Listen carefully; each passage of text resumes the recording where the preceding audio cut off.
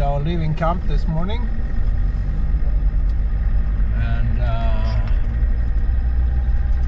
it's me and my new Italian friend, and we have the best guide in Iceland, right? Right. Yeah, so much better than anybody else. Nobody comes even close. Yeah, that's good, that's good. So now he's promised us he's gonna take us to a pool where there's no wind and 40-pounders, sea lice that will come for the dry fly.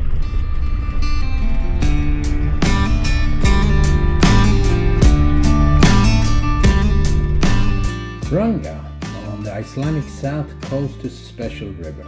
Salmon cannot really spawn, and the fantastic fishing is based on hatcheries and a sea ranching project. Well, in many ways, a highly questionable way of running a river. Ranga comes from the glaciers and is very seldom crystal clear. Rain will fast change it from glacier to brown, but normally it clears up pretty fast. So I hooked one here.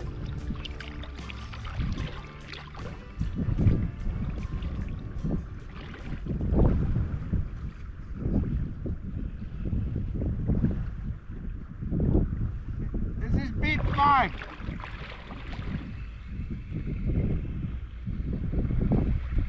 I had good start here. This is number 6.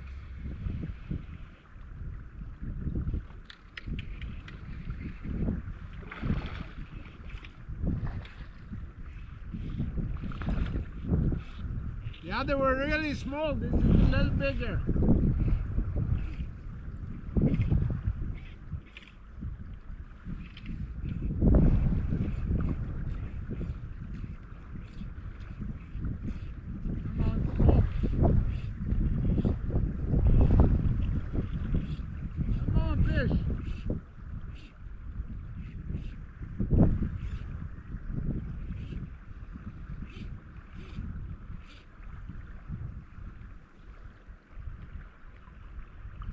This is no grills, it's a salmon.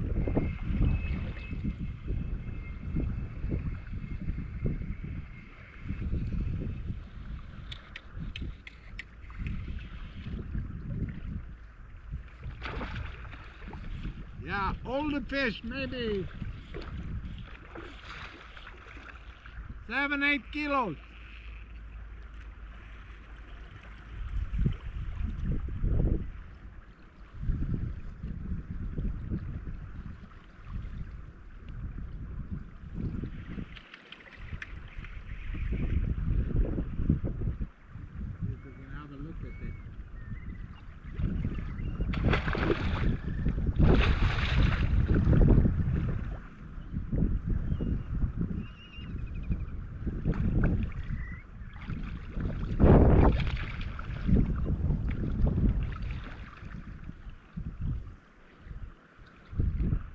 Nice fish.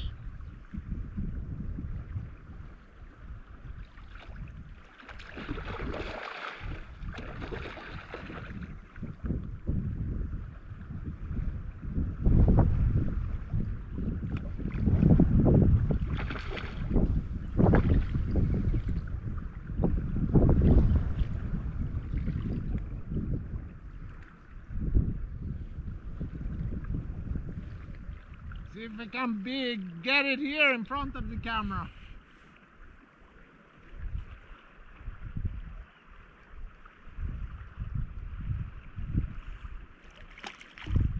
Oh, look at this. This is a big fish.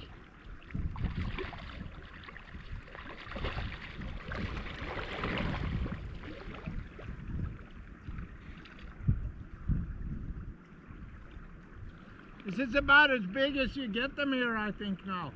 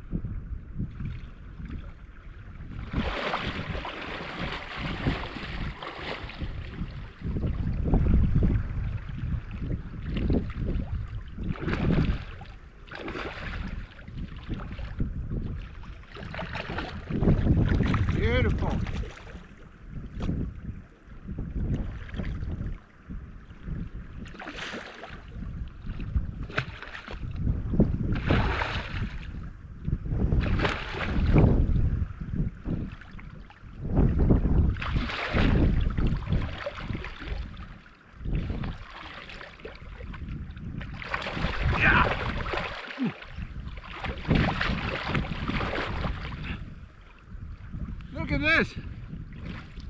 Wow. Really nice. I have to pick up the rod now too. Fantastic, yeah?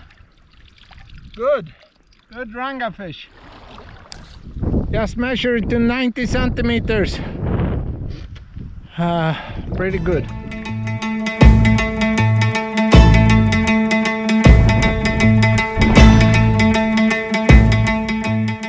Yeah, so here we are on a flooded East Ranga with Sindre Björnsson. Was that right? That was right. Okay. So you've been guiding here how long? 15 years. 15 years. But the techniques here is you don't catch all the fish on top. You catch a lot of fish in the middle and deep. We usually we get them quite deep. This year we have been taking on sunrays and hits in good conditions. Yeah. It's a cold river, that's the reason, right? That's the reason. They tend to stay deep, but we have had some seriously big runs this year and very aggressive fish in good condition. So we have been playing around. Yeah, it's been crazy, I think. What, I caught like, what, 22 fish in 3 or 4 hours? Yes. That's ridiculous. It's good to do it every now and then, but it's just, yeah, right on the line. So what's the techniques? What do you need? The slow fly, the big fly, or I mean, if you come to East Ranga and you haven't done it.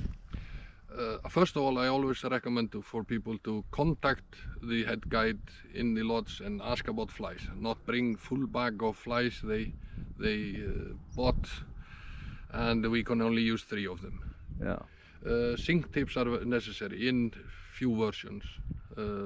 We want to fish some pools very deep, others we want to fish a bit lighter. Hopefully you get a display on our flies in camp next year, and then you can be certain everybody's got what they need, right? Yes. I've seen your flies work and they work very well here. Yeah, that's good. I need to buy some from you. Yeah. I'll get you some before I leave.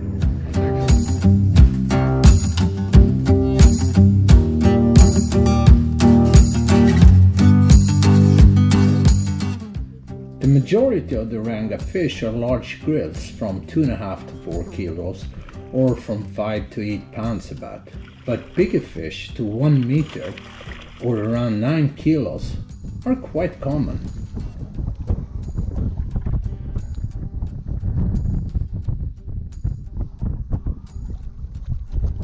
I liked my visit to Ranga. The catches were good, or a bit crazy I would say. I think I landed more than 50 salmon in the 3 days I fished. I fished a 12-6 and a 14-footer with the next cast float sink 2 belly and let tips and BTT and TTTs adjust the depth. Depth is really important on the Ranga. Best flies were Patagorva, Sierra Gorvas, but also the D Samurai in various medium sizes.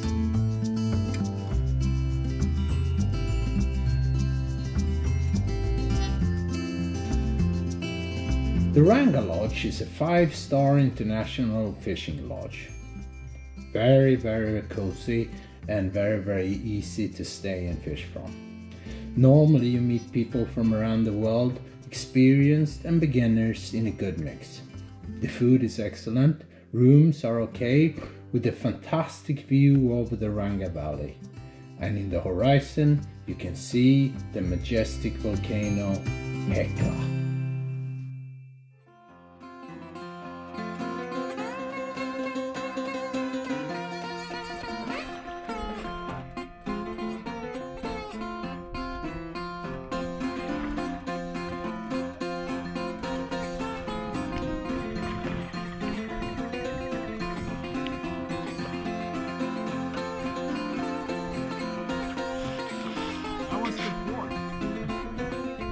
And here on the little hill we got the East Ranga Lodge, and now we have a spook here.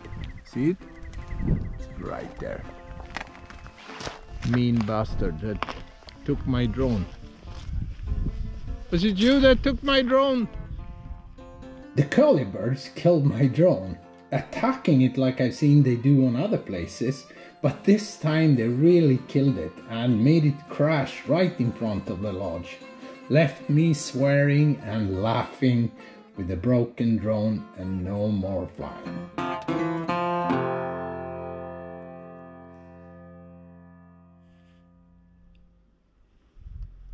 Yeah, so here we find Peter Rippen. Hello. Part owner and, should I say, running this, or? Yeah, I mean, my job is to oversee the team. I've got managers in place in the lodge, Alyssa and Lenka, and my job as a part owner is to make sure that they're helped. They have some investment. We only took over this is our first season here, 2020. We're lucky we managed to negotiate a lease running through till 2032. So we have time here to invest a bit, and not trying to do anything in a hurry. We're just trying to improve the sport and see the potential of the river. If fly fishing is the way forwards for this river, and it definitely is. What about Ranga? It's a very special river. It's run in a bit different way because of the volcanic activity here, I think, or well, it's a river that has a very small percentage of natural spawning, but it's so cold, and the gravels are volcanic sands. They're very sharp, like the ash cloud that came up in Eyjafjallajökull. It's the sands move a lot in the winter, so the fish that do spawn here, the eggs largely get lacerated. It has natural spawning in some of the tributaries, but in the main stem it's so cold. Also, the juvenile fish struggle to feed well and grow well. So it's a river that's largely assisted by a hatchery program. It's a great fly river. It's very like some of the Spey, like some of the faster parts of the Tweed. The line swings. It's a very classic fly fishing river.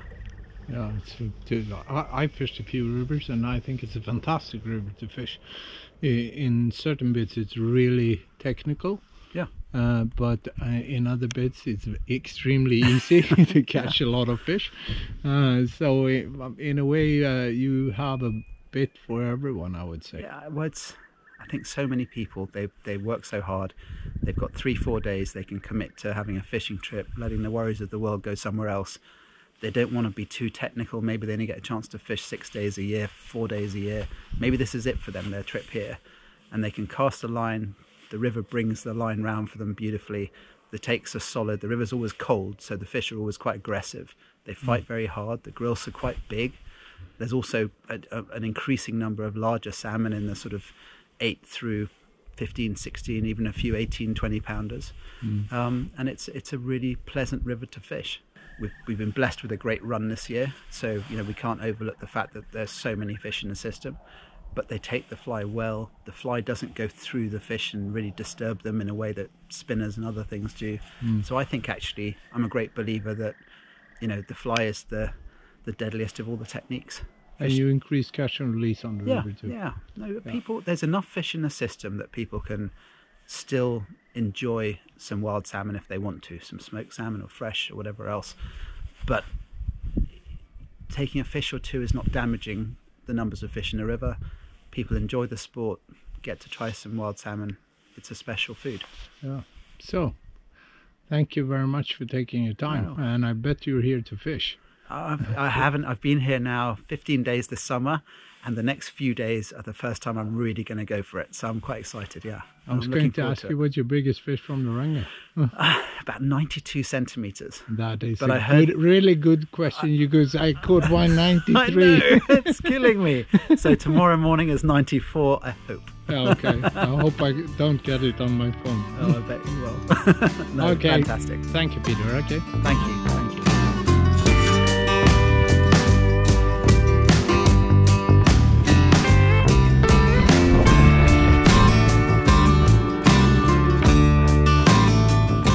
I think we always should question when man interferes with nature. When ecosystems are not left to work the way that nature made it. On the Ranga, this is a fact, but as Peter said, the volcanic sand makes the salmon cannot spawn here. And in that aspect, hatcheries do less harm here than they do in wild stocks. Even if Ranga is a fantastic salmon experience, it is a questionable way of running a salmon river. Bye.